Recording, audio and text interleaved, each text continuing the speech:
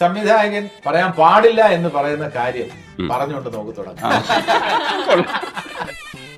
ഇവരുടെ മനസ്സിലെ അപ്പുക്കുട്ടനെ ഭയങ്കര ഇഷ്ടമാണ്. അതെ അതെ. ഈ അപ്പുക്കുട്ടന് കൊടുക്കുന്ന സ്നേഹത്തിന്റെ ഒരു നല്ലൊരു അംശം എനിക്കും കിട്ടുന്നുണ്ടെന്നുള്ളതാണ് എന്റെ ഏറ്റവും വലിയ സന്തോഷം. ആ മതിലെടുത്ത് ചാടിയിട്ട് ഞാൻ ഒളിച്ച് നിന്നിട്ട് അവിടെ നിന്നാ മതിയായിരുന്നു. ഒളിച്ച് വീണ്ടും ഓടുമ്പോഴാണ് എല്ലാവരും കൂടെ ഇട്ട് പിടിക്കുന്നത്. മായൻകുട്ടി പോലെ ആര് ചെയ്തിട്ടുണ്ട് ഇവിടെ? അപ്പുക്കുട്ടനെ പോലെ ഇന്ന് ആരെങ്കിലും ചെയ്യുമോ എന്നൊക്കെ ഞാൻ ചോദിക്കുന്ന ചീപ്നെസ് ആണ്. ഞാൻ ചെവര് പറയാന്ന് വെച്ചാൽ ചേട്ടാ അപ്പുക്കുട്ടനും മായൻകുട്ടിയും ഒക്കെ കേട്ടാ കലക്കി എന്ന് പറയുന്ന നേരത്ത് മനസ്സിലൊരു സന്തോഷം. അവിടെ സുഖമാണോ? സുഖമാണ്. നിനക്ക് സുഖമാണോ? ഇവരുടെ ഇവിടെയൊക്കെ പിടിച്ച് നിൽക്കണ്ടേ? അതാണ് ഈ ശബ്ദം കേട്ടോണ്ടിരിക്കണം. പറ്റിക്കപ്പെടാൻ നിന്ന് കൊടുക്കുന്ന നായകനായിട്ട് ആലോചിക്കാൻ പറ്റുന്ന രണ്ടുപേര് അന്ന് ശ്രീനിവാസനും ഞാനുമായിരുന്നു. തമിഴില് ഭാഗ്യരാജ് പറ്റി വേറെ ആൾക്കാരെ പറ്റിച്ചിരുന്നാലും നമ്മൾ ഈസി ആയിട്ട് പറ്റിക്കപ്പെടാൻ നിന്ന് കൊടുക്കും. ഏറ്റവും കൂടുതൽ ഇന്റർവ്യൂസിൽ തമാശ പറഞ്ഞിട്ടുള്ളത് ധ്യാൻ ശ്രീനിവാസനോ ജഗദീഷോ അല്ല, ശ്രീനിവാസൻ തന്നെയാണ്. യാതൊരു സംശയമില്ല. ശ്രീനിവാസന് ഹെൽത്ത് അനുവദിച്ചിരുന്നെങ്കിൽ ശ്രീനിവാസൻ കൊടുക്കുന്ന ഇന്റർവ്യൂ എന്ന് പറഞ്ഞാൽ ആ ഏരിയയിലൊന്നും ജഗദീഷിനോ ധ്യാൻ ശ്രീനിവാസനോ ഒന്നും എത്തിച്ചേരാൻ പറ്റില്ല. നമ്മൾ നാലുപേരും ഒരേപോലെയാണോ? അല്ല. വ്യത്യാസമുണ്ട്. അതില് കുറച്ച് എക്സെൻട്രിസിറ്റി കൂടുതലുള്ള എനിക്കാണ്.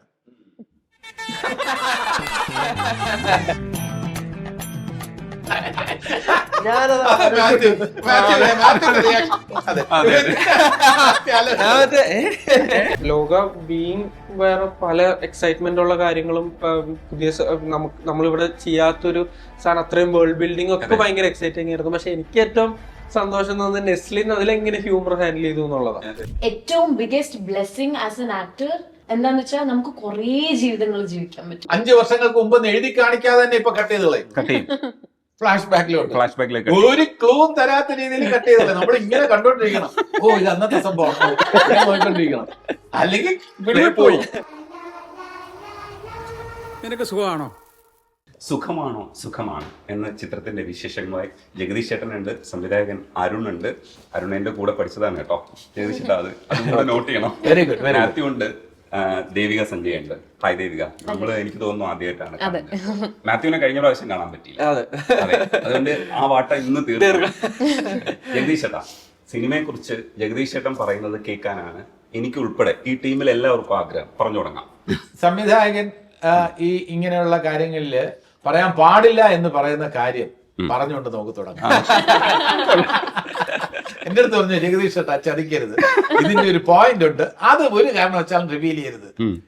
എന്നാൽ ഞാൻ റിവീൽ ചെയ്യുന്നു. അത് പ്രേക്ഷകർക്ക് വേണ്ടി. എനിക്ക് പ്രേക്ഷകരിൽ നിന്ന് ഒളിച്ചു വെക്കാനൊന്നുമില്ല. അതായത് ജീവിച്ചിരിക്കുന്നു എന്ന് പറയാം, ജീവിച്ചിരിപ്പില്ല എന്ന് പറയാം.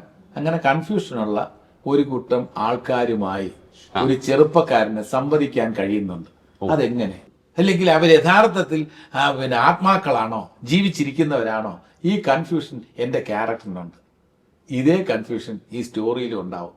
പക്ഷേ ബന്ധങ്ങൾ, ആത്മബന്ധങ്ങൾ, സ്നേഹം ചില സ്ഥലങ്ങളിൽ നിന്ന് നമുക്ക് പ്രതീക്ഷിക്കുന്നു, ചില സ്ഥലങ്ങളിൽ നിന്നും കിട്ടുന്നില്ല. പ്രതീക്ഷിക്കാത്ത സ്ഥലത്ത് നിന്നും സ്നേഹം കിട്ടുന്നു. ഇതെല്ലാം രസകരമായി ഒരു സിനിമയായിട്ട് അവതരിപ്പിച്ചാൽ എങ്ങനെ ഉണ്ടാവും? അതാണ് സുഖമാണോ? സുഖമാണ്. ഇത് പറഞ്ഞൊപ്പിച്ച് വന്നതല്ലേ അരുണേ?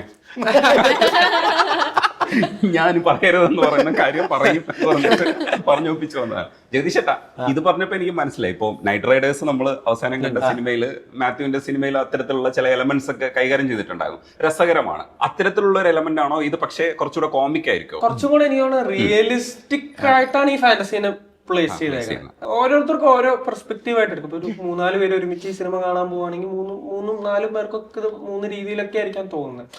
അവർക്ക് ഇഷ്ടമുള്ള രീതിയിൽ ഇതിനെ പ്ലേസ് ചെയ്യും. അപ്പൊ നമ്മളും അതിന് അങ്ങനെ ഒരു ഡീറ്റെയിലിംഗ് കൊടുത്തിട്ടില്ല. ഇത് ഇന്ന കാരണങ്ങൾ കൊണ്ടാണ്. കാരണം അത് ഇച്ചിരി ഓപ്പൺ എൻഡഡ് ആയിട്ട് വെച്ചോട്ടെ എന്നുള്ളൊരു ഇതുണ്ടായിരുന്നു. ഞങ്ങൾക്ക് ചില സമയത്ത് കുറച്ചും കൂടെ ഡീറ്റെയിൽ ജയശേട്ടൻ പറഞ്ഞുമായിരുന്നു, അത് ഓപ്പൺ എൻഡഡ് ആയിട്ട് വെക്കുന്നതായിരിക്കും കുറച്ചും കൂടെ രസം. കാരണം ഓഡിയൻസിന് ഒരു കുറച്ചും കൂടെ ഇൻട്രസ്റ്റിംഗ് ആക്കാൻ നല്ലതായിരിക്കും എന്ന് പറഞ്ഞു. അതെനിക്ക് നന്നായിട്ട് വന്നിട്ടുമുണ്ട്. അങ്ങനെ ഒരു ഈ പറഞ്ഞ പോലെ അതിന്റെ ഒരു ചെറിയ വേറൊരു വെർഷനാണ്, കുറച്ചും കൂടെ എലോബറേറ്റ് ആയിട്ടുള്ള ഒരു വെർഷനാണ്. ജഗദീഷ് ചേട്ടാ, ഈ പറയുന്ന മാതിരി പ്രേക്ഷകർ കൂടെ സംവദിക്കാൻ പറ്റുന്ന രീതിയിൽ അത് കുറച്ചുകൂടെ മേക്കിംഗ് സ്റ്റൈലിലായിരിക്കും നമുക്ക് മനസ്സിലാവുന്നത്. ജഗദീഷ് ചേട്ടൻ പടം കണ്ടപ്പോൾ ഇല്ലെങ്കിൽ എന്താ ഫീൽ ചെയ്യണം ഇപ്പോൾ? അല്ല, ഇതിനകത്ത് VR കൃഷ്ണയ്യർ സാറ്, അദ്ദേഹം ഒരു ബുദ്ധിജീവിയാണ്, നിയമ പണ്ഡിതനാണ്, എല്ലാമാണ്. അദ്ദേഹത്തിന് മൺമറഞ്ഞ ഭാര്യയുമായി സംവദിക്കാൻ കഴിഞ്ഞിട്ടുണ്ട്, വായിച്ചിട്ടുണ്ടല്ലോ, അതെ, പുള്ളി അനുഭവമായിട്ട് പറഞ്ഞിട്ടുണ്ട്. അനുഭവമായിട്ട് പറഞ്ഞിട്ടുണ്ട്. അങ്ങനെ അനുഭവങ്ങളുള്ള ഒരുപാട് പേര് ഈ ലോകത്തുണ്ട്. പക്ഷെ നമ്മൾ അവരോട് ചോദിക്കും, അതൊക്കെ ഒരിക്കലും നടക്കില്ല, എങ്ങനെയാണ് ഇങ്ങനെ സംസാരിച്ചു എന്നാണ് പറയുന്നത്, നിങ്ങൾക്ക് എങ്ങനെ ബോധ്യപ്പെട്ടു എന്ന് ചോദിക്കുന്ന ആൾക്കാരാണ് നമ്മൾ. എന്നാൽ ഈ അനുഭവമുള്ളവർ അവരുടേതായിട്ടുള്ള ആ അനുഭവങ്ങളെ ജസ്റ്റിഫൈ ചെയ്ത് ഇങ്ങനെ ഈ രീതിയിൽ സംസാരിച്ചു, ഈ രീതിയിൽ എനിക്ക് സ്വപ്നത്തിൽ അവർ എൻ്റെ അടുത്ത് ചില കാര്യങ്ങൾ പറഞ്ഞു, അല്ലെങ്കിൽ അല്ലാതെ തന്നെ എനിക്ക് ഫീൽ ചെയ്യാൻ കഴിഞ്ഞു എന്നൊക്കെ പറയുന്ന കാര്യങ്ങളുണ്ട്. അപ്പൊ അതൊരു തർക്ക വിഷയമാണ്. ഇതിനകത്ത് അങ്ങനെയുള്ള ചില കാര്യങ്ങളുണ്ട്. അത് അങ്ങനെയുള്ള കാര്യങ്ങൾ തർക്ക വിഷയം എന്ന് പറയുമ്പോ തന്നെ അതിൽ രസമില്ലേ, ഇപ്പൊ കൺഫ്യൂഷൻ ഇല്ലേ? ഈ കൺഫ്യൂഷനാണ് എന്റെ കോമഡി. എനിക്ക് എന്റെ ക്യാരക്ടർ ഐപ്പ് എന്നാണ് ക്യാരക്ടറിന്റെ പേര്. എനിക്ക് കൺഫ്യൂഷൻ, ഇത് ഇയാൾ ആരുമായിട്ടാണ് സംസാരിക്കുന്നത്, ഈ ആയുഷ്കാലത്തിലെ പോലെ വേറൊരു അതല്ല, ആയുഷ്കാലമായിട്ടോ സർവമായിട്ടോ ഒന്നും ഒരു ബന്ധമില്ല. അതുകൊണ്ടാണ് ഇതിനകത്ത് ഈ സർവമായ ആ സിനിമയിലെ കാര്യങ്ങൾ വരുന്നതിന് എത്രയോ നാൾ മുമ്പ് ഈ സബ്ജക്ട് മാത്യുവിനോട് പറഞ്ഞാണ്. ആക്ച്വലി നെയ്മറിന്റെ സമയത്താണ് പറയുന്നത്. അപ്പൊ അത് നേരത്തെ ഇതുമായിട്ട് ഒരു സാമ്യമില്ല. പക്ഷേ നമ്മൾ പെട്ടെന്ന് ട്രെയിലർ കാണുമ്പോൾ അതിന്റെ ഏതെങ്കിലും എലിമെന്റ് ഉണ്ടോ എന്ന് സംശയം തോന്നും. എലിമെന്റ് ഉണ്ടെങ്കിൽ അതിനകത്ത് എന്തെങ്കിലും ഒരു 1% വല്ലതും ഉണ്ടെങ്കിൽ അത് യാദൃച്ഛികമാണ്. ഈ പടം കണ്ട് മനസ്സിലാക്കാം. കരിങ്കുന്നം ചെയ്യുന്ന സമയത്ത് കരിങ്കുന്നം ഒരു സ്പോർട്സ് ഞാൻ കുറച്ചുകൂടെ എക്സ്പെക്ട് ചെയ്തൊരു സിനിമയാണ്. കാരണം എന്ന് വെച്ചാൽ സ്പോർട്സ് സിനിമകളൊക്കെ എന്ത് കാണിച്ചാലും ഞാൻ കാണും കേട്ടോ. കാരണം വെച്ചാൽ ഹൈപ്പ് ഉണ്ടല്ലോ, അവസാനം അവർ നേടിയെടുക്കുമ്പോൾ ഹൈ ഉണ്ട്. അത് പടം എങ്ങനെ പറഞ്ഞാലും അതിന്റെ ഒരു ഹൈ എപ്പോഴും കിട്ടും കേട്ടോ. ഈ പടത്തിലും അങ്ങനെയാണ്, അതിന്റെ ഒരു ഹൈ കിട്ടിയിട്ടുണ്ട്. പക്ഷെ കുറച്ചുകൂടെ എക്സ്പെക്ട് ചെയ്തു. പക്ഷെ വേട്ട കുറച്ചുകൂടെ സ്വീകാര്യമായിട്ട് തോന്നിയിരുന്നു. ടിസ്റ്റും ടേണും ഇത്രയും ടിസ്റ്റ് വേണമായിരുന്നു. ഈ ബുദ്ധിയിലാണ് ഇപ്പൊ ഈ പുതിയ ബുദ്ധി വന്നിരിക്കുന്നത്. അപ്പം ഇതെങ്ങനെയാണ് തോട്ട് പ്രോസസ്? ഇത് ആക്ച്വലി നമ്മളൊരു ഇപ്പൊ ഫാന്റസി എലിമെന്റ് എന്ന് പറയുമ്പോഴും എനിക്ക് പറയാൻ ആഗ്രഹിക്കുന്നത് സ്ലൈസ് ഓഫ് എ ലൈഫ് ആ ഒരു ജോൺറയിൽ വരുന്ന ഒരു ഇതും അങ്ങനെയും വിളിക്കാം നമുക്ക് ഈ സിനിമ. ഇപ്പൊ നമ്മളിപ്പോഴും ഫാന്റസി സിനിമയെ നമ്മളിപ്പോൾ ഓഡിയൻസിന്റെ പെർസ്പെക്റ്റീവിലാണ് കാണുന്നത്. അപ്പോഴാണ് ആ മറ്റേ കുറെ തമാശകൾ അങ്ങനെ. ഇത് ആക്ച്വലി എനിക്ക് തോന്നിയിട്ടുള്ളതെന്ന് പറഞ്ഞാൽ നമ്മൾ ട്രീറ്റ് ചെയ്തിരിക്കുന്നത് ഇത് മാത്യുവിന്റെ ക്യാരക്ടറിന്റെ പേരെന്ന് പറഞ്ഞാൽ തിയോ എന്നാണ്. തിയോയുടെ പെർസ്പെക്റ്റീവിലാണ് ഈ സാധനം പോകുന്നത്. അതുകൊണ്ടാണ് റിയലിസ്റ്റിക് എന്ന് പറയുന്നത്. അതായത് നമ്മൾക്ക് തോന്നുന്നു നമ്മൾ ഒരുപാട്, അതായത് നമ്മൾ ഈ ലോൺലിനെസ് എന്ന് പറഞ്ഞ ടോപ്പിക് ഉണ്ടല്ലോ, അതായത് നമ്മൾ ഒറ്റയ്ക്കിരുന്ന് ഒരു പോയിന്റ് കഴിയുമ്പോഴത്തേക്കും നമ്മളിങ്ങനെ ആരുടെങ്കിലൊക്കെ മേ ബി ഒരു ഡിവൈസിനോടായിരിക്കും, അല്ലെങ്കിൽ ഒരു എന്തെങ്കിലും ഒരു രൂപത്തിനോടായിരിക്കും നമ്മൾ സംസാരിച്ചു തുടങ്ങും. നമുക്ക് അത് ഈ ചേട്ടൻ പറഞ്ഞ പോലെ ചാറ്റ് ജി പി ടി ആണ് എക്സാക്ട്ലി എന്ന് പറഞ്ഞ പോലെ നമുക്ക് മനുഷ്യനെ കമ്മ്യൂണിക്കേറ്റ് ചെയ്യാൻ ഒരു സാധനം ഇല്ലെങ്കിൽ എക്സിസ്റ്റ് ചെയ്യാൻ പറ്റുന്നത് എനിക്ക് തോന്നുന്നില്ല. നമുക്ക് ആരെങ്കിലും വേണം ലൈഫിൽ സംസാരിക്കും, കാറിനോട് നമ്മൾ സംസാരിക്കും. എക്സാക്ട്ലി. അപ്പോഴേ തിയോ ഇതിനകത്ത് കണ്ടെത്തിയ ഒരു സാധനമുണ്ട്. അതായത് ഇവരുടെ ലൈഫിൽ ഈ 3 പേർക്കും നമുക്ക് വളരെ ഇതായിട്ടുള്ള സാധനമാണ്. അതായത് ഞാൻ പറയുന്നത് അറിയാൻ സോണം സാധനം ഇവർക്കതില്ല ലൈഫിൽ, ഈ 3 പേർക്കും 3 ക്യാരക്ടേഴ്സിനും. അങ്ങനെ അവരെ ലൈഫിൽ കണ്ടെത്തുന്ന ഒരു ഉപാധിയുണ്ട്.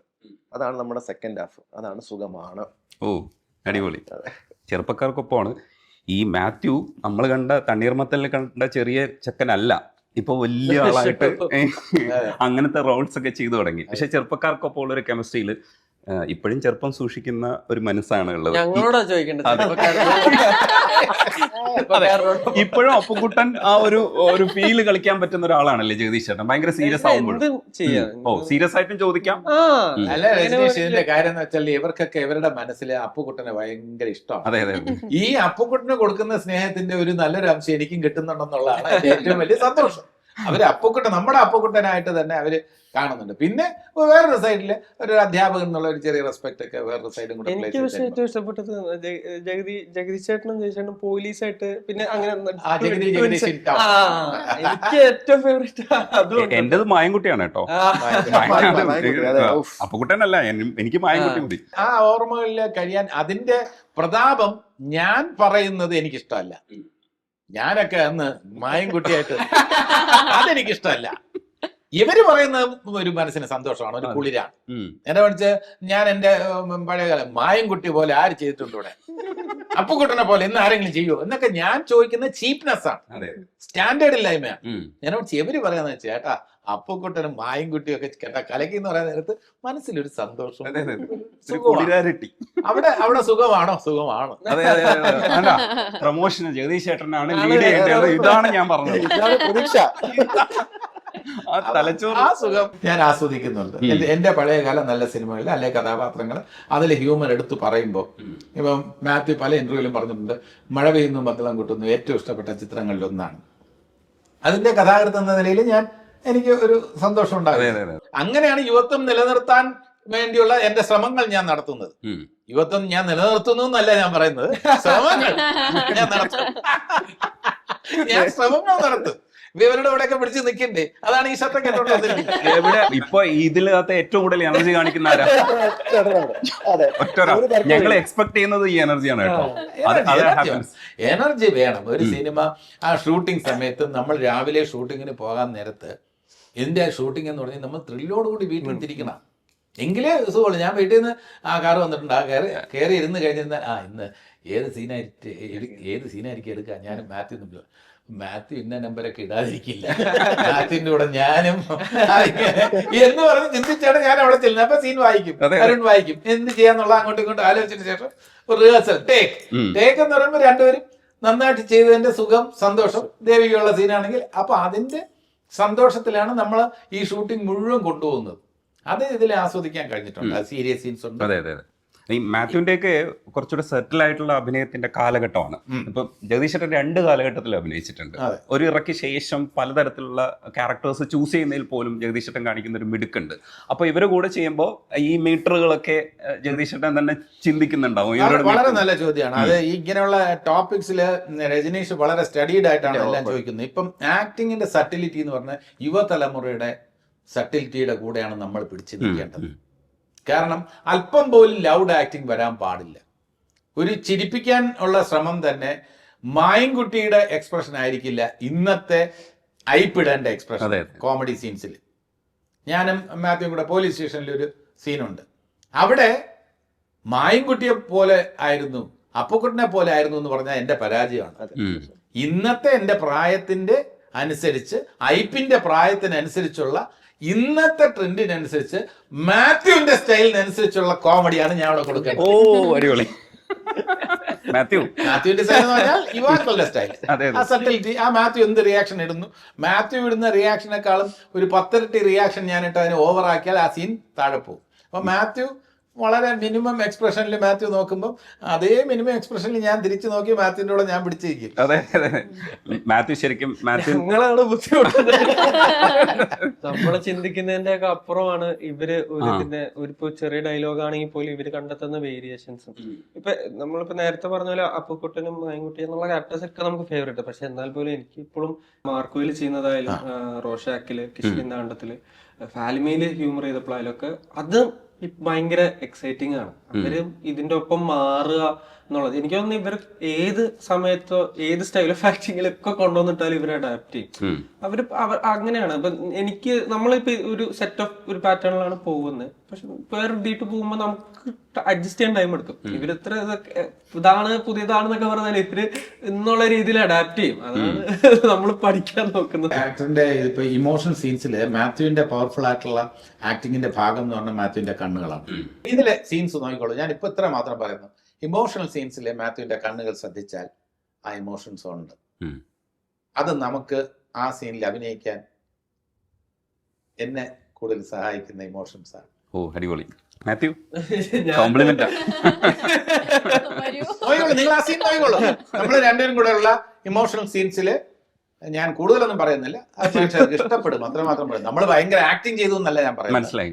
നമ്മുടെ സീൻസ് നിങ്ങൾക്ക് ഇഷ്ടപ്പെടും. നമ്മൾ കൺവേ ചെയ്യാൻ പരമാവധി ശ്രമിച്ചിട്ടുണ്ട്. ചില സീനുകൾ അല്പം ടഫായിട്ടുള്ള സീൻസ് ഈ പടത്തിലുണ്ട്.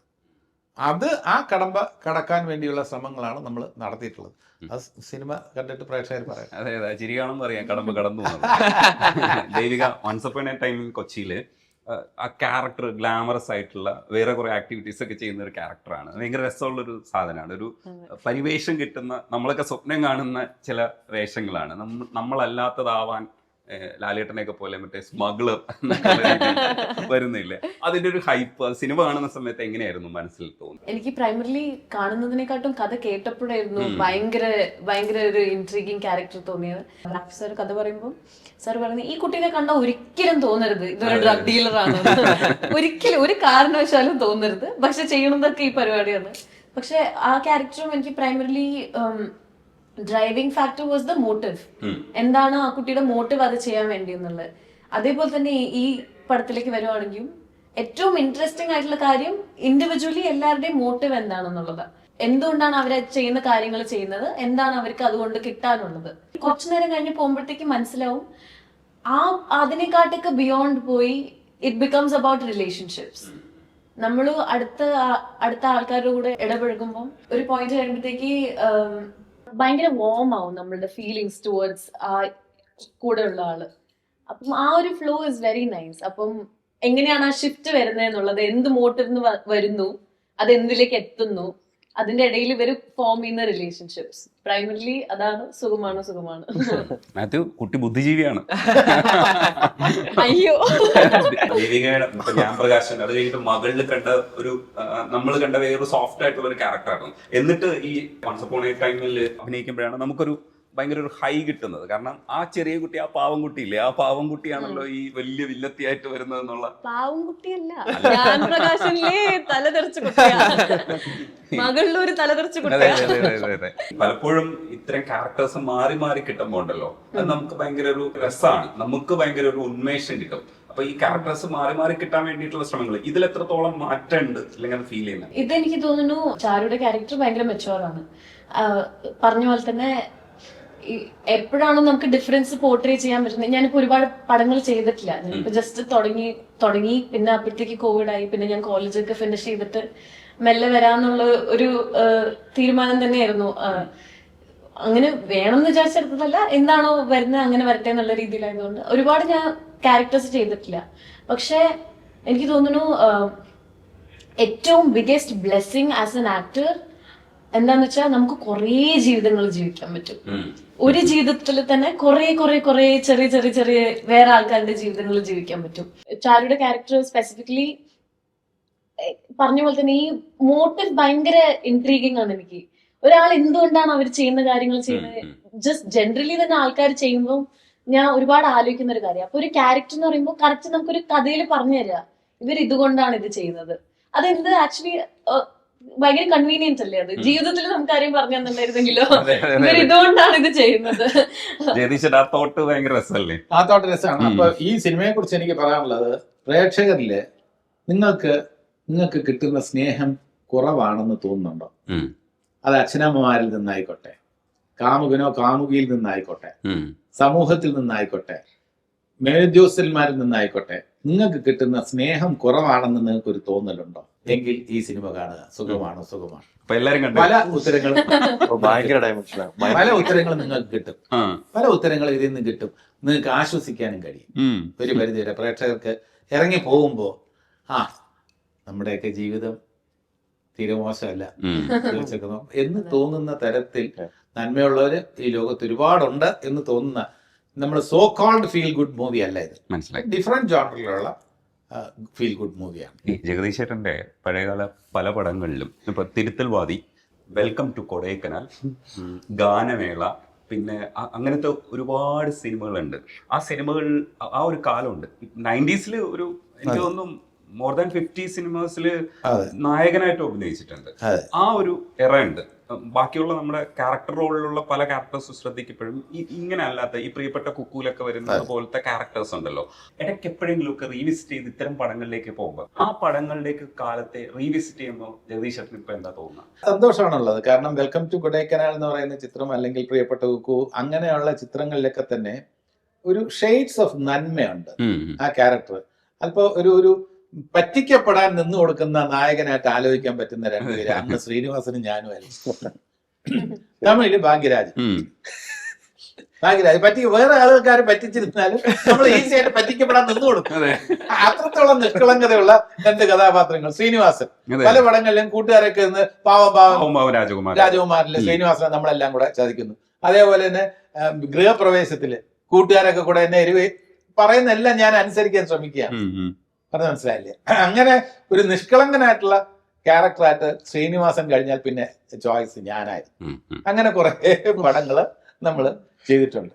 എന്നാൽ കോമഡിയുടെ കാര്യത്തിൽ കൂട്ടുകാരനെ മണ്ടത്തരം പറഞ്ഞ് വഴിതെറ്റിക്കാൻ ശ്രമിക്കുന്ന ക്യാരക്ടേഴ്സും ചെയ്തിട്ടുണ്ട്. ഹിറ്റ്ലറില്, പിന്നെ ഗോഡ് ഫാദറിലൊക്കെ റൈറ്റേഴ്സും സിദ്ദീഖും ലാലും പറയുന്നത് അങ്ങനെ മണ്ടനല്ല. അപ്പുക്കുട്ടനും ഹൃദയഭാനവും പിന്നെ മായൻകുട്ടി ഒന്നും മണ്ടനല്ല, അതെ അതെ പറഞ്ഞു കൊടുക്കുന്നതിൽ കാര്യങ്ങളുണ്ട്. പക്ഷെ അതിന് കോൺസിക്വൻസസ് അതിന് ഒരു നിഷ്കളങ്കതയുണ്ട്. നീ എന്തിനാ പഠിക്കണെന്ന് ചോദിക്കുമ്പോ നീയൊക്കെ എന്തിനാ പഠിക്കണേന്ന് അപ്പൊ ചിരിക്കുമ്പോ അയ്യേ. അതിന് ചിരിക്കുന്നതിന് ഒരു സംഭവം ഉണ്ട്. അത് കേട്ട് ഞാൻ ആസ്വദിക്കുകയാണ്. അപ്പൊ ഞാൻ അതേപോലെ തന്നെ ഒരു second of fraction of A സെക്കൻഡിൽ കാണിക്കുന്ന മണ്ടത്തിലാണ് എല്ലാം പിന്നെ കാര്യങ്ങൾ ആകെ മാറ്റിമറിക്കുന്നത്. ആ മതിലെടുത്ത് ചാടിയിട്ട് ഞാൻ ഒളിച്ച് നിന്നിട്ട് അവിടെ നിന്നാ മതിയായിരുന്നു വീണ്ടും ഓടുമ്പോഴാണ് എല്ലാവരും കൂടെ ഇട്ട് പിടിക്കുന്നത്.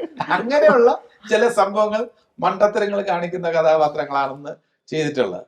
അപ്പൊ ആ കഥാപാത്രത്തില് ഇപ്പൊ പറഞ്ഞാല് ആ കൊച്ചു കുട്ടിയായിട്ട് 6 മാസം പ്രായമുള്ള അല്ലെങ്കിൽ 2 വയസ്സ് പ്രായമുള്ള പ്രിയപ്പെട്ട പോലെ ആ കുട്ടിയായിട്ടുള്ള ഒരു ബന്ധമുണ്ടല്ലോ, ആത്മബന്ധം ഉണ്ടല്ലോ, അത് ചാർലി ചാപ്ലിന്റെ ദി കിഡ് പോലത്തെ ഒരു അതിന്റെ ഇൻഫ്ലുവൻസ് ഉള്ള പടമാണ്. അതിൽ ഈ കുട്ടിയുമായിട്ടുള്ള ഇങ്ങനെ ആ ബന്ധം സ്ഥാപിച്ചെടുക്കുമ്പോൾ എനിക്ക് തന്നെ ആ കുട്ടിയെ കിട്ടണം, ഞാൻ അത്രത്തോളം ആ കുട്ടിയെ സ്നേഹിക്കുന്നു എന്ന് പ്രേക്ഷകർക്ക് ഫീൽ ചെയ്യിക്കാൻ കഴിഞ്ഞിട്ടുണ്ട്. അതൊക്കെയാണ് അന്നത്തെ സിനിമകളുടെ അന്നത്തെ വിജയം. അത് കണ്ട് ഇന്ന് ആസ്വദിക്കുക, അത് അതേ രീതിയിൽ ഇന്ന് എടുക്കാൻ ശ്രമിക്കരുത്. വീണ്ടും അതിനൊരു റീമേക്ക് അതിന് പ്രസക്തിയില്ല. ഈ പാവവും രാജകുമാരൻ പറഞ്ഞ പോലെ വടക്കുനോക്ക് കേന്ദ്രത്തിലും ഉണ്ടായിരുന്നല്ലോ അതിലെ ക്യാരക്ടറിന്റെ പേര് വിനോദ് കുമാർ ആലപ്പി. ഓ, അടിപൊളി ക്യാരക്ടറാണ് വിനോദ് കുമാർ ആലപ്പി. ശ്രീനിവാസൻ സിനിമകളെ ഭയങ്കര ഗൗരവത്തോടുകൂടി ഞാനൊക്കെ സിനിമ ശരിക്കും ആസ്വാദനം ഗൗരവമായിട്ട് കണ്ടു തുടങ്ങിയത് ഈ വടക്കുനോക്ക് കേന്ദ്രം പോലെയുള്ള ശ്രീനിവാസൻ സിനിമകളിലൂടെയാണ്. ശ്രീനിവാസൻ സിനിമകളെ ജഗദീഷ് ചേട്ടനെ ഒന്ന് പറയാവോ? അല്ല, ഞാൻ പറയുകയാണെങ്കിൽ നമ്മുടെ ഇന്ത്യയിലെ ചാർലി ചാപ്ലിനാണ് ശ്രീനിവാസൻ. കാരണം ഇന്റർനാഷണൽ സിനിമ എന്ന് പറയുമ്പോൾ നമ്മൾ ചാർലി ചാപ്ലിനെ എങ്ങനെ കണക്കാക്കുന്നു, അതേപോലെ ഇന്ത്യൻ സിനിമയിൽ ഇത്രയധികം ഇന്റലക്ച്വൽ ആയിട്ട് ഹ്യൂമർ കൈകാര്യം ചെയ്തിട്ടുള്ള, കാരണം ശ്രീനിവാസന് നിലവാരത്തിൽ ഒരിക്കലും താഴാൻ കഴിയില്ല. അത്തരത്തിലുള്ള ഒരു ഭയങ്കര ചിന്ത ആണ് ശ്രീനിവാസൻ എല്ലാ കാലത്തും. ശ്രീനിവാസന്റെ ഏതെങ്കിലുമൊക്കെ ചിത്രം പരാജയപ്പെട്ടിട്ടുണ്ടെങ്കിൽ പോലും അതിനകത്തും ചില ചിന്തകൾ കാണും. നമ്മളാരും ഇമാജിൻ ചെയ്യാൻ കഴിയാത്ത ഹ്യൂമർ കൺസീവ് ചെയ്യാൻ കഴിവുള്ള ഒരു വ്യക്തിയാണ് ശ്രീനിവാസൻ. ഏറ്റവും കൂടുതൽ ഇന്റർവ്യൂസിൽ തമാശ പറഞ്ഞിട്ടുള്ളത് ധ്യാൻ ശ്രീനിവാസനോ ജഗദീഷോ അല്ല, ശ്രീനിവാസൻ തന്നെയാണ്. യാതൊരു സംശയമില്ല. ശ്രീനിവാസന് ഹെൽത്ത് അനുവദിച്ചിരുന്നെങ്കിൽ ശ്രീനിവാസൻ കൊടുക്കുന്ന ഇന്റർവ്യൂ എന്ന് പറഞ്ഞാൽ ആ ഏരിയയിലൊന്നും ജഗദീഷിനോ ധ്യാൻ ശ്രീനിവാസനോ ഒന്നും എത്തിച്ചേരാൻ പറ്റില്ല. അത്രയ്ക്ക് എനിക്ക് അനുഭവത്തിന്റെ വെളിച്ചത്തിലാണ്.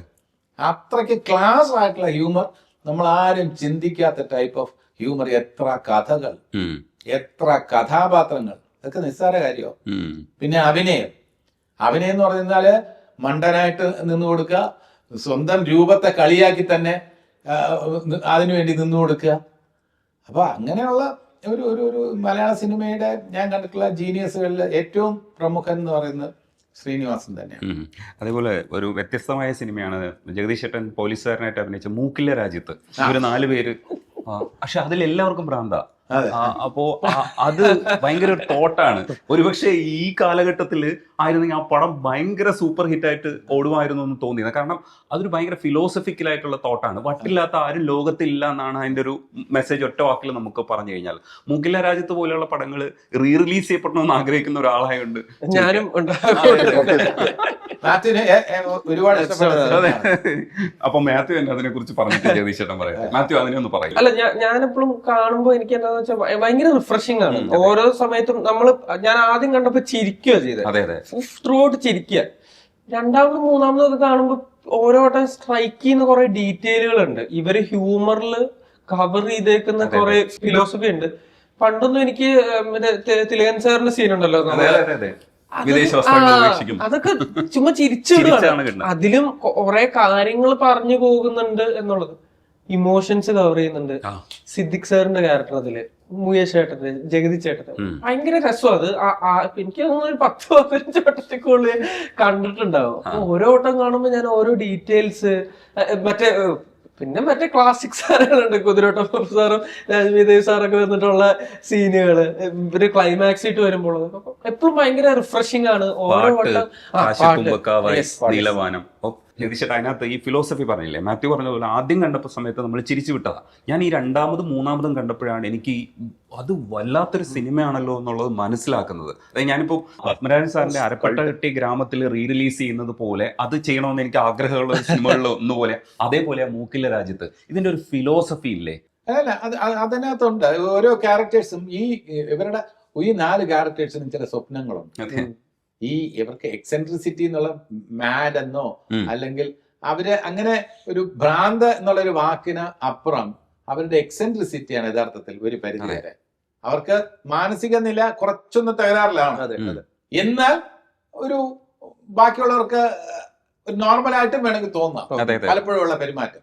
അത് നമ്മളിൽ എല്ലാവരിലും ഒരു എക്സെൻട്രിസിറ്റി ഉണ്ട്, ഒരു പൊടിക്ക് എക്സെൻട്രിസിറ്റി നമ്മളിൽ എല്ലാവരിലും ഉണ്ട്. അത് കുറച്ച് കൂടുമ്പോഴാണ് ബാലൻസ് തെറ്റി പോകുന്ന ഒരു അവസ്ഥ എത്തുന്നത്. നമ്മൾ 4 പേരും ഒരേപോലെയാണോ? അല്ല, അല്ല, വ്യത്യാസമുണ്ട്. അതില് കുറച്ച് എക്സെൻട്രിസിറ്റി കൂടുതലുള്ള എനിക്കാണ്.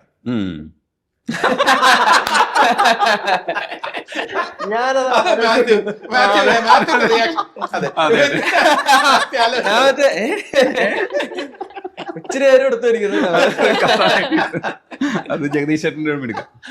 മാത്യു, ക്രിസ്റ്റി പോലെയുള്ള പടം ചെയ്യുന്ന സമയത്ത് ക്രിസ്റ്റി വേറൊരു ഇതാണ്. അങ്ങനത്തെ പടങ്ങൾ നമ്മൾ മുൻ കാലഘട്ടത്തിലുണ്ട്. ഇപ്പൊ പത്മനാഭൻ സാറിന്റെ കാര്യമൊക്കെ പറയുന്ന പോലെ ഭരതൻ സാറും ഒക്കെ അത്തരത്തിലുള്ള പടങ്ങൾക്ക് ശ്രമിച്ചിരുന്നു. ഈ കാലഘട്ടത്തിൽ അത്തരം ഒരു ക്രിസ്റ്റി പോലൊരു പടം ഇല്ലായിരുന്നു. മാത്യു എങ്ങനെയാണ് അത് കൺസീവ് ചെയ്തത്? എന്തായിരുന്നു ആ ഡിസ്കഷൻ? റിയലി നടന്നൊരു സംഭവത്തിന് ബേസ് ചെയ്തിട്ട് ചെയ്തേക്കുന്ന ഒരു സിനിമയാണ്. അത് എഴുതിയേക്കുന്ന ബെന്യാമിൻ സാറും ഇന്ദുഭവൻ സാറും ചേർന്നാണ്, ഡയറക്ടറും ഇവർ 3 പേരും ചേർന്നാണ് അത് ഇത് ചെയ്തേക്കുന്നത്. അപ്പോൾ അതിന്റെ റിയൽ ലൈഫ് പരിപാടികൾ കൂടുതൽ കേൾക്കുകയും അതിന്റെ നമ്മൾ ഡെഫിനറ്റ്ലി സിനിമയ്ക്ക് വേണ്ടിയതായിട്ടുള്ള മാറ്റങ്ങളൊക്കെ വരുത്തിയിട്ടുണ്ട്.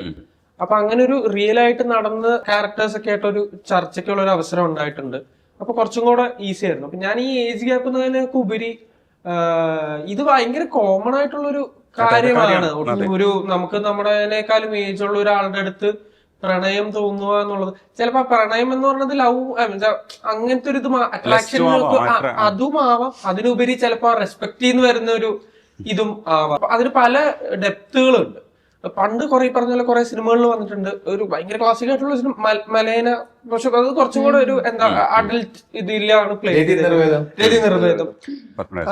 ഞാൻ കൂടുതലും കണ്ടത് എങ്ങനെയാന്ന് വെച്ചാൽ ഇവനെ സംബന്ധിച്ചോളം ഇവന് ആ സമയത്ത് ഭയങ്കര കെയർ കൊടുക്കുകയും അങ്ങനെ കൊടുക്കുന്ന ഒരാളും ഇവനും ഭയങ്കര ഓപ്പൺ ആയിട്ട് സംസാരിക്കാൻ പറ്റും. നേരെ തിരിച്ച് ക്രിസ്റ്റി എന്നുള്ളൊരു ക്യാരക്ടറിന് ആ പുള്ളിക്കാരിയുടെ സിറ്റുവേഷൻസിൽ ഇത് പോകുമ്പോൾ കംഫർട്ടബിൾ ആയിട്ടുള്ള ഒരു ആളെ കിട്ടുകയും പുള്ളിക്കാരിക്കും ഓപ്പൺ ആയിട്ട് സംസാരിക്കാൻ പറ്റും. അങ്ങനെ അപ്പൊ ഞാൻ ബേസിക്കലി കാണുന്ന 2 ഹ്യൂമൻസ് തമ്മിലുള്ള റിലേഷൻ, അവർ തമ്മിൽ ഉണ്ടാവുന്ന കണക്ഷനും പിന്നെ എന്തുകൊണ്ട് അത് അവർക്ക് പറ്റുന്നില്ലാത്തതിനുള്ള പല കാരണങ്ങളുണ്ട്. സൊസൈറ്റി ഉണ്ട്, അത് ചിലപ്പോൾ നടക്കാൻ പറ്റുന്ന ഒരു കാര്യമല്ല. പല ഏജിന്റെ വ്യത്യാസങ്ങൾ പ്രശ്നം വരും. അപ്പൊ കുറച്ചും കൂടെ രസമുള്ള ഒരു പ്ലോട്ട് കൺഫ്യൂഷനും ഒക്കെ ആണ്. നല്ല ഇമോഷൻസും ആണെന്ന് തോന്നി. ഭയങ്കര ഇൻട്രസ്റ്റിംഗ് ആയിരുന്നു എനിക്ക് ചെയ്യാനത്. അതേപോലെ ജോൻജോ അത് പുതിയതായിരുന്നു, ഫ്രഷ് ആയിട്ട് കാണുന്ന ഒരു സാധനമാണ്. ഫ്രണ്ട്സ് എല്ലാവരും കൂടെ ചേർന്ന് ചെയ്തതിന്റെ ഒരു സുഖം ഉണ്ടായിരുന്നു. എനിക്കൊന്നാ സിനിമ ഷൂട്ട് ചെയ്യുമ്പോൾ തന്നെ ഓൾമോസ്റ്റ് എല്ലാവരെയും അങ്ങോട്ടും ഇങ്ങോട്ടും അറിയാം. ലേച്ചിയും നെസ്ലിൻ, ഞാൻ, മെൽവിൻ, എന്റെ ടെക്നീഷ്യൻസിലും എല്ലാവരും നമ്മുടെ ഫ്രണ്ട്സ്. അപ്പൊ നല്ലൊരു ഫ്രണ്ട് റൈഡ് ആയിരുന്നു. എനിക്ക് തോന്നുന്ന സിനിമ ഷൂട്ട് ചെയ്യുന്നതിന് മുമ്പേ ഞാനും ചേച്ചിയും ഒരു ശരിക്കും എപ്പോഴും ഇടയ്ക്ക് എന്നെ വിളിക്കും. ഞങ്ങളങ്ങനെ എപ്പോഴും വിളിക്കാറില്ല, പക്ഷെ ഇടയ്ക്ക് എന്നെ വിളിക്കും. എങ്ങനെയാ ഓക്കെ അല്ലേ കാര്യം? ആ ഒരു ഇത് ചേച്ചിനെ പോലെ തന്നെ, ശരിക്കും ഒരു ചേച്ചിനെ പോലെ എന്നെ വിളിച്ചിട്ട് ഓക്കെ അല്ലേ അല്ലേ പറഞ്ഞാല് സുഖമാണോ എന്തെങ്കിലും പറയണം എന്നൊക്കെ പറഞ്ഞ് ചേച്ചി എപ്പോഴും വിളിക്കും. അപ്പൊ അത് ആ ഒരു ഇതിൽ നിന്ന് ചെയ്തപ്പോ ഭയങ്കര രസമായിരുന്നു. ലോകയിലും നസ്ലീനെ കാണുന്ന സമയത്ത് നസ്ലീൻ അത്രയും വലിയൊരു സിനിമയെ ലിഫ്റ്റ് ചെയ്യുന്ന, കമേഴ്സ്യലി അത്തരത്തിൽ എത്തിക്കുന്ന ഒരാളായിട്ട് ആർട്ടിസ്റ്റ് ആയിട്ട് മാറുമ്പോൾ ഒരു പ്രൗഡ് ഉറപ്പായിട്ടും ഭയങ്കര സന്തോഷം. നസ്ലീനെ വിളിച്ചിട്ട് എന്താണ് ശരിക്കും ആ സിനിമ കണ്ടതിന് ശേഷം? അല്ല, ഞാൻ അങ്ങനെ നമ്മള് 1 മണിക്കൂർ അടിപൊളി എന്നുള്ളതല്ല, അപ്പൊ തന്നെ പറയും. പിന്നെ അറിയാം, നമുക്കിത് നടക്കുമ്പോഴൊക്കെ അറിയാം എങ്ങനെയാണ് പരിപാടികൾ എന്നുള്ളതൊക്കെ. പക്ഷെ സിനിമ ത്രൂട്ട് കണ്ടപ്പോ എനിക്ക് ലോക ബീങ് വേറെ പല എക്സൈറ്റ്മെന്റ് ഉള്ള കാര്യങ്ങളും പുതിയ നമ്മളിവിടെ ചെയ്യാത്തൊരു സാധനം, അത്രയും വേൾഡ് ബിൽഡിംഗ് ഒക്കെ ഭയങ്കര എക്സൈറ്റിംഗ് ആയിരുന്നു. പക്ഷെ എനിക്ക് ഏറ്റവും സന്തോഷം തോന്നുന്നത് നെസ്ലിൻ അതിലെങ്ങനെ ഹ്യൂമർ ഹാൻഡിൽ ചെയ്തു എന്നുള്ളതാണ്. അവൻ ചെയ്തേക്കുന്നതിനൊക്കെ ഭയങ്കര ഡിഫറെന്റ് ആണ്. ഇപ്പൊ തണ്ണീർമത്തനായിക്കോട്ടെ, ജോവാൻജോ ആയിക്കോട്ടെ, പ്രേമിലും ആയിക്കോട്ടെ, ഇതിന്നൊക്കെ മാറി ലോകയിൽ അവൻ ചെയ്തേക്കുന്നത് വളരെ വ്യത്യസ്തമായിട്ടും ഭയങ്കര ഫ്രഷ് ആയിരുന്നു എനിക്കത്. അത് എനിക്ക് ഭയങ്കര രസമായിരുന്നു സ്ക്രീനിൽ വരുമ്പോ. എസ്പെഷ്യലി മറ്റേ ഒരു ഇതൊക്കെ കല്യങ്കാട്ട് ഒക്കെ ഉണ്ടല്ലോ, അതൊക്കെ ആ ജെന്യൂനിറ്റി അവൻ കൊണ്ടുവരുന്ന രീതിയും ഒക്കെ ഭയങ്കര Voice modulation ഇതായിരുന്നു. അവൻ ഭയങ്കര രസമായിട്ട് അതിനെ പ്ലേ ചെയ്യുന്നത്. ഇവര് സിനിമ ഇങ്ങനെ ലിഫ്റ്റ് ചെയ്ത് പോകുമ്പോ ചെറുപ്പക്കാർക്കൊപ്പം നിൽക്കാൻ കഴിയുന്നു, ഇവര് കമേഴ്സ്യലൈസ് ചെയ്യുന്നുണ്ട് ഈ സാധനത്തെ. അപ്പോ അത് ഭയങ്കര ഒരു സന്തോഷമുള്ള ഒരു കാര്യമല്ലേ? ഇപ്പൊ ജഗദീഷ് ചേട്ടനൊക്കെ വേണമെങ്കിൽ കൂടെ നിൽക്കുമ്പോ ഒന്ന് റെസ്റ്റ് ചെയ്യാം, കാരണം ഇവരാണ് ലീഡേഴ്സ്. ഇവര് സിനിമയെ കൊണ്ടുപോകുന്ന രീതി എന്ന് പറയുന്നത് ചെറുപ്പക്കാർ, ഇന്നത്തെ ചെറുപ്പക്കാർ അവരെല്ലാം ടാലന്റഡ് ആണ്. അവര് ഇന്റർനാഷണൽ സിനിമയെ കുറിച്ച് ഗ്രാഹ്യമുള്ളവരാ. അപ്പൊ അവരുടെ കൂടെ തന്നെ നമ്മളും പിടിച്ചു നിൽക്കണം. നമുക്കും ഒരു മിനിമം നോളജ് ഉണ്ടെങ്കിലേ ഇവരുടെ ഒരു ട്രെൻഡിന്റെ കൂടെ പിടിച്ചു നിൽക്കാൻ പറ്റും. നിങ്ങൾ പുതിയതെങ്കിൽ അതിനേക്കാളും പുതിയതാവാൻ നമ്മൾ ശ്രമിക്കും എന്ന് പറഞ്ഞാൽ നമ്മൾ നിൽക്കും. പണ്ട് പിന്നെ ശിവാജി ഗണേശൻ അഭിനയിച്ച ഒരു സീൻ ഇന്ന് ശിവാജി ഗണേശൻ ജീവിച്ചിരിപ്പുണ്ടായിരുന്നെങ്കിൽ ഇന്ന് അദ്ദേഹം അഭിനയിക്കുക ആ ശൈലിയിലായിരിക്കും. കാരണം കാര്യങ്ങൾ മനസ്സിലാക്കാൻ വലിയ കഴിവുള്ള ഒരു വലിയ അതുല്യ നടനാണ് ശിവാജി ഗണേശൻ. അപ്പൊ കാലത്തിൻ്റെതായിട്ടുള്ള രീതിയിൽ പോളിഷ്ഡ് ആക്ടിങ് അദ്ദേഹം കൊണ്ടുവരും. ഇപ്പം കമൽഹാസൻ ആദ്യകാലങ്ങളിൽ വിക്രം 1ാം ഭാഗത്തിൽ അഭിനയിച്ച സ്റ്റൈൽ ഓഫ് ആക്ടിങ് ആണോ ഇപ്പൊ വിക്രം 2-ല് അച്ഛനായിട്ട് വന്നപ്പോ എന്ത് മാൻഡ്രസത്തിലൊക്കെ എന്ത് പ്രായത്തിൻ്റെതായിട്ടുള്ള എന്ത് മാറ്റങ്ങൾ കൊണ്ടുവന്നു. അത് കമൽഹാസൻ എന്നുള്ള നടന്റെ കഴിവാണ്. അതേപോലെ തന്നെ മമ്മൂക്കയും മോഹൻലാലും ഒക്കെ കാലം വരുത്തിയിട്ടുള്ള അഭിനയത്തിന്റെ മാറ്റങ്ങൾ ഉൾക്കൊണ്ട് ഇന്ന് മോഹൻലാൽ തുടരുമില്ലോ അല്ലെങ്കിൽ മമ്മൂക്ക കളങ്കാവലിലോ അഭിനയിക്കുമ്പോ ഇന്നത്തെ ട്രെൻഡ് ഓഫ് ആക്ടിങ് ആണ് അവര് ഫോളോ ചെയ്തിരിക്കുന്നത്. എനിക്ക് തോന്നുന്നത് ഞങ്ങള് വന്ന് യങ്സ്റ്റേഴ്സ് വന്ന് സെറ്റ് ചെയ്യുന്നതല്ല, ഇവരെ പോലത്തുള്ള ആക്ടേഴ്സ് ടൈം ചേഞ്ച് ചെയ്യുന്നതിനനുസരിച്ച് അവര് അഡാപ്റ്റ് ചെയ്ത് ചേഞ്ച് ചെയ്ത് അപ്ഡേറ്റ്. ഇപ്പൊ മമ്മൂക്കയും ലാലേട്ടനും ഇവരെ പോലത്തെ ജഗദീഷേട്ടനും ഉൾപ്പെടെയുള്ള ആക്ടേഴ്സ്, കുട്ടേട്ടൻ, വിജയരാഘവൻ സാർ, ഇവരെല്ലാരും സെറ്റ് ചെയ്തിട്ടാണ് നമ്മൾ തന്നെയെന്നാണ് ഞാൻ വിശ്വസിക്കുന്നത്. കാരണം നമ്മൾ തന്നതിന് മുമ്പും ആക്ടിങ്ങിന്റെ ഇതൊക്കെ മാറിക്കൊണ്ടിരിക്കുക. അതിട്ടാണ് ഞങ്ങൾ തന്നെ ഇപ്പൊ ഈ സട്ടിൽ സൈഡ് ഓഫ് ആക്ട് എന്നൊക്കെ പറയണൊക്കെ മമ്മൂക്കൊക്കെ നമ്മൾ അത് കണ്ടു പഠിച്ചിട്ടാണ് റൈറ്റർ എന്ന നിലയിൽ കൂടി പറയണ non linear type of scripting ഒക്കെ വന്നിട്ട് പണ്ടാണെങ്കിൽ ഫ്ലാഷ് ബാക്ക് ഇങ്ങനെ കറക്കി കാണിക്കുന്നുണ്ട്. ഇപ്പൊ അതല്ല, 17ാമത്തെ സീൻ കഴിഞ്ഞിട്ട് പെട്ടെന്ന് കാണിക്കുന്നത് ചിലപ്പം വേറെ ഏതോ സീനായിരിക്കും. അതൊക്കെ ആൾക്കാര് ആ പശ്ചാത്തലം വെച്ചിട്ടും കോസ്റ്റ്യൂം വെച്ചിട്ടും അഭിനയം വെച്ചിട്ടും ഗെറ്റപ്പ് വെച്ചിട്ടും ആൾക്കാർ ഇത് പഴയ സംഭവമാണെന്നുള്ള മനസ്സിലാക്കും. അല്ല ഒരു ക്ലൂവും തരില്ല. 5 വർഷങ്ങൾക്ക് മുമ്പ് എഴുതി കാണിക്കാതെ തന്നെ ഇപ്പൊ കട്ട് ചെയ്ത് കളയും. ഫ്ലാഷ് ബാക്കിലേക്ക് ഒരു ക്ലൂവും തരാത്ത രീതിയിൽ കട്ട് ചെയ്തല്ലേ. നമ്മൾ ഇങ്ങനെ കണ്ടോണ്ടിരിക്കണം, ഓ ഇത് അന്നത്തെ സംഭവം നോക്കിക്കൊണ്ടിരിക്കണം, അല്ലെങ്കിൽ പോയി പടം പിടിവിട്ടു. അതേപോലെ ജഗദീഷ് ചേട്ടന്റെ ഒബ്സർവേഷൻ, ഈ മാത്യുവിനെയൊക്കെ ഒബ്സർവ് ചെയ്യുമ്പോൾ മാത്യുവിന്റെ മാനറിസംസ് ഒക്കെ ഒബ്സർവ് ചെയ്തിട്ടുണ്ടാവും. മാത്യു കൂളാണെന്നുള്ള മാത്യുവിന്റെ ഒരു റിയൽ ലൈഫിൽ ഇപ്പൊ സംസാരിക്കുന്ന ഒരു ശൈലി ഉണ്ടല്ലോ. ഈ ശൈലി ഇപ്പൊ അഭിനയത്തിൽ ക്യാരക്ടറായിട്ട് വരുമ്പം ഒരു ഡയലോഗ് ഫുൾ അച്ചടി ഭാഷയിൽ പറയാതെ ഉള്ളൊരു സ്റ്റൈലുണ്ട് മാത്യുവിൻ്റെതായിട്ടുള്ള ശൈലി. അല്ല ഇപ്പേട്ട അത് ആയിപ്പോട്ടെ, അതെന്നുള്ള അവസാനത്തെ വാക്കൊന്നും ചിലപ്പോ അതുണ്ടാവില്ല. അതല്ലേ അങ്ങനെയല്ല ആയിപ്പോട്ടെ. ആ ഒരു കൂൾ സ്റ്റൈൽ ഉണ്ടല്ലോ, അത് മാത്യുവിന് ഈ ക്യാരക്ടർ വളരെ ഭദ്രമാക്കിയിട്ടുണ്ട്. പറഞ്ഞു മനസ്സിലായി. റിയലി സംസാരിക്കുമ്പോ ജഗദീഷ് ചേട്ടനോടുള്ള കോൺവെർസേഷനിൽ ഇപ്പൊ നമ്മൾ സംസാരിക്കുന്ന ശൈലി അതിനകത്ത് വേറെ ഒന്നുമില്ല. വളരെ തുറന്ന് ക്യാരക്ടറായിട്ട് മാറുമ്പോഴാണ് അതിൻ്റെതായിട്ടുള്ള ആ ക്യാരക്ടർ ഉൾക്കൊണ്ട് അഭിനയിക്കുന്നത്. ഇപ്പൊ റിയൽ ലൈഫിൽ തുറന്ന് സംസാരിക്കുന്ന ഒരാൾ തന്നെ എൻജോയ് ചെയ്യുന്ന പൊട്ടിച്ചിരി, നല്ല പൊട്ടിച്ചിരി തന്നെയാണ്. വേറെ കുഴപ്പമൊന്നും നന്നായിട്ട് ചിരിക്കും. പിന്നെ ചിരിക്കുമ്പോ കുറച്ച് കണ്ണൊന്ന് ചെറുതാവും.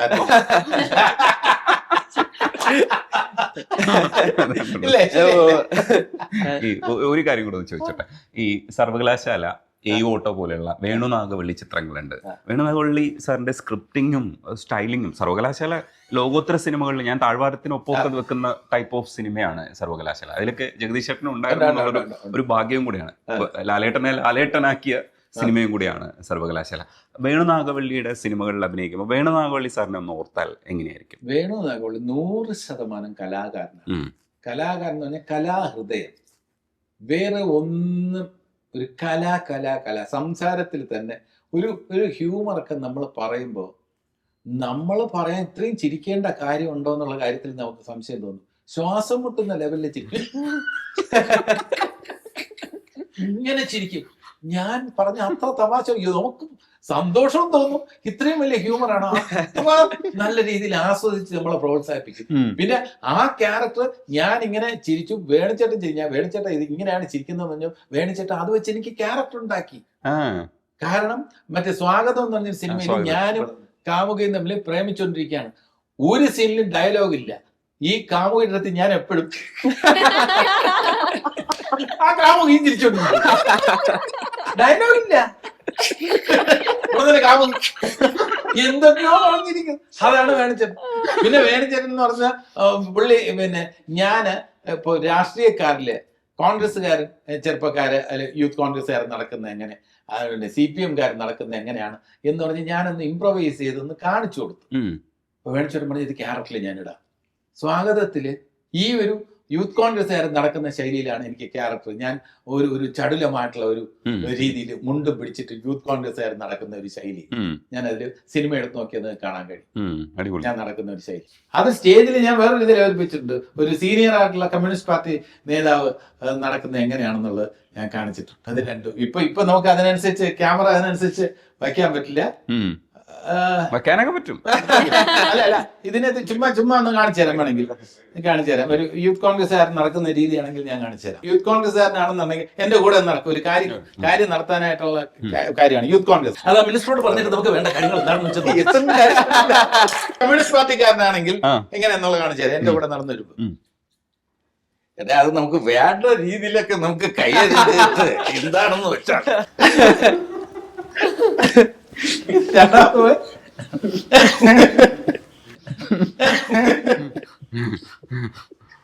കമ്മ്യൂണിസ്റ്റ് പാർട്ടിക്കാരൻ ഇത് വെച്ചിട്ട് ആ യൂത്ത് കോൺഗ്രസ്സുകാരന്റെ ക്യാരക്ടർ വെച്ചിട്ട് എനിക്ക് അതിനകത്ത് സ്വാഗതത്തിൽ എന്റെ ക്യാരക്ടർ അങ്ങനെയാക്കി. ഈ പ്രേമത്തിന്റെ കാര്യം വരുമ്പോ ഇങ്ങനെ ചിരിച്ചോണ്ടിരിക്കും. അല്ല രാഷ്ട്രീയ സെക്രട്ടേറിയറ്റ് നടക്കുന്ന ഒരു സ്പീഡൊക്കെ ഉണ്ട്. അതാണ് വേണിച്ചേട്ടൻ.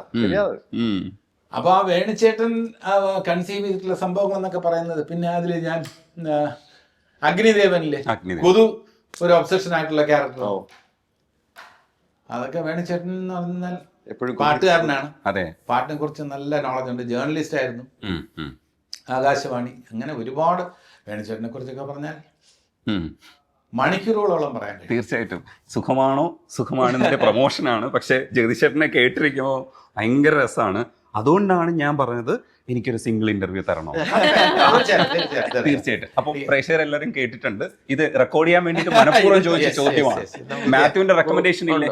അതെ, അത് നേരത്തെ തന്നെ മാത്യു ഓഡിയൻസ് ഞങ്ങളത് തീർച്ചയായിട്ടും നമുക്ക് സമീപഭാവിയിൽ ചെയ്യാം. തീർച്ചയായിട്ടും. Thank you. ഫിക്സ് ചെയ്യുന്നു. അതെ, അരുണെ, പടത്തിന്റെ റിലീസ് ഡേറ്റ് February 30th. എന്താണ് പ്രതീക്ഷ?